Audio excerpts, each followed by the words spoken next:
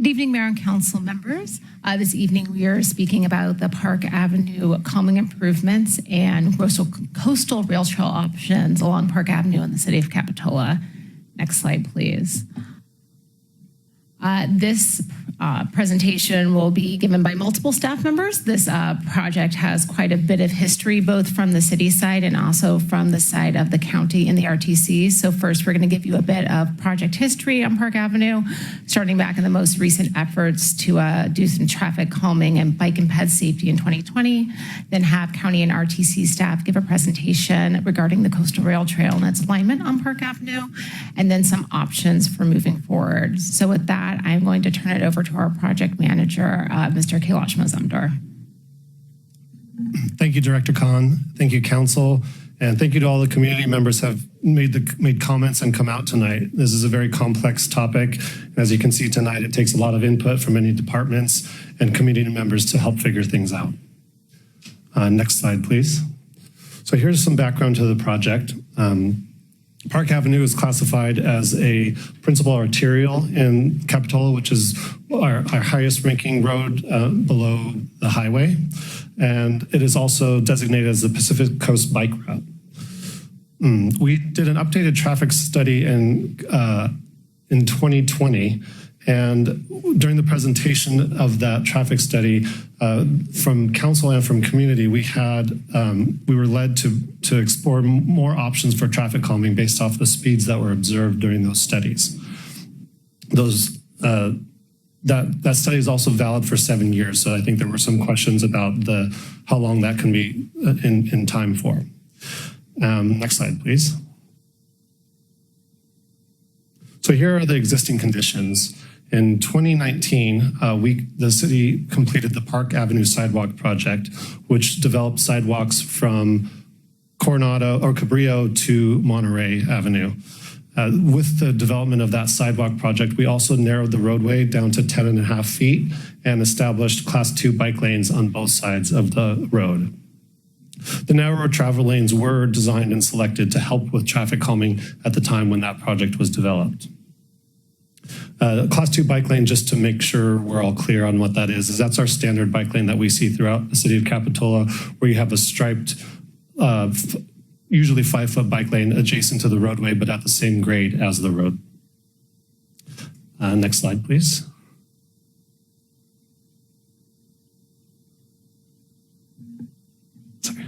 So Park Avenue, beyond the limits of the project from the sidewalk project in 2019, have some substantial sidewalk needs. There are deficient sections of sidewalk that are broken, cracked. There are sections that are still made of asphalt. And then there are sections there's this cantilevered section of sidewalk on that far end overlooking the ocean that is actually sloping towards away from the roadway, and it exceeds what your compliant ADA numbers would be there.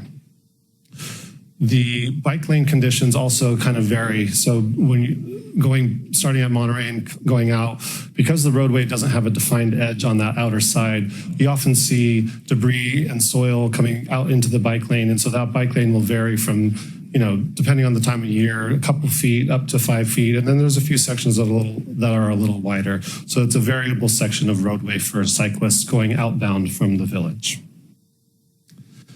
Next slide, please.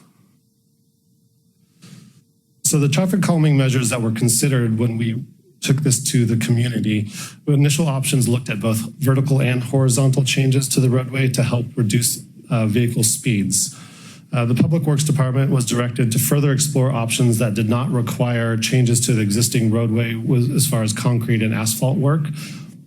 And so what we did there is we went forward and had survey work and public meetings to solicit input from the community to help understand what the community was looking for based off the options that we had with those constraints in mind.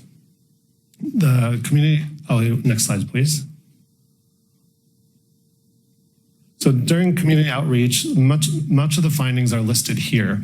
And one of the overwhelming items that we were asked to try to bring to the community was as much separation as would be possible between bicycle and pedestrian facilities in relation to vehicle facilities. And next slide, please. So with that, we developed the final draft of the plans based on all of that community input. And so listed here are the main components of what that plan was going to be that we were going to bring to council this year. It was a narrowing of the lanes down to 10.5 feet throughout the entire corridor of Park Avenue. We had done that previously up until Cabrillo, but then we would continue that same application of the narrower lanes onto Coronado and all the way to the highway. Adding buffered bike lanes were never possible, so the road right-of-way varies in width along this section from Monterey to Coronado, and because of that, it allows some opportunity where you can have a buffered bike lane on both sides. A buffered bike lane is when you take a standard bike lane, which is a 6-inch wide white stripe, and then have depending on the space available, you can add another foot of distance and then have a hashed line, so you have a double wide bike lane. You can see this application in real life on Clare Street. That was what we did on both sides of the street on Clare Street. So that's a good example of what that looks like. And so with this project, we were going to be able to bring buffered bike lanes from approximately Cabrillo to Wesley, and then on both sides of the street. Then the road narrows, and so what we selected to do is have the buffered bike lane as much as possible on the south side of the road for outbound cyclists, where the bike lane is currently not super well defined because of the lack of that road edge on that side. The intersection improvements we selected to make were that at any time that you had an exchange with another road coming onto Park Avenue, that we would add the green markings to indicate to drivers and pedestrians and cyclists that that's the zone that the cyclist should be in, and make it clear to drivers that that would be an area to be aware of other modes of transportation that would be traveling in those areas. In addition to that, we wanted to have some enhanced pedestrian safety. We have one mid-block crossing at Cabrillo where there's a RRFB. That's one of those crossings where if you press the button, it lights up and allows the pedestrian to be a little bit more notifying vehicles that they'll be crossing the street. And then in addition to that, we had speed feedback signs that we've had some success with throughout different areas in the community, where it appears to help drivers understand the speed that is designated and the speed that they're traveling. And so these were the draft and final draft components of the project that we were going to bring to council. And next slide, please. And through the coordination on two other projects, we have already been able to complete some of the elements of this project. So the far end of Park Avenue at the intersection of Kennedy, in coordination with the Pure Water SoCal project, we were able to provide some updates to that intersection, changing the crosswalks to the flip-flopping them from the two sides of the street that they were on that terminated at a point where there was no curb ramp, and also had longer crossing distances to the opposite side with a small bulb out on that southeast corner to help cars make that turn a little less sharply and give pedestrians a shorter distance to cross between the two corners, crossing what is McGregor Drive at that intersection. And then the other end of the Park Avenue corridor, we have the completion of the Park Avenue Upper Village Sidewalk project, which is in completion right now.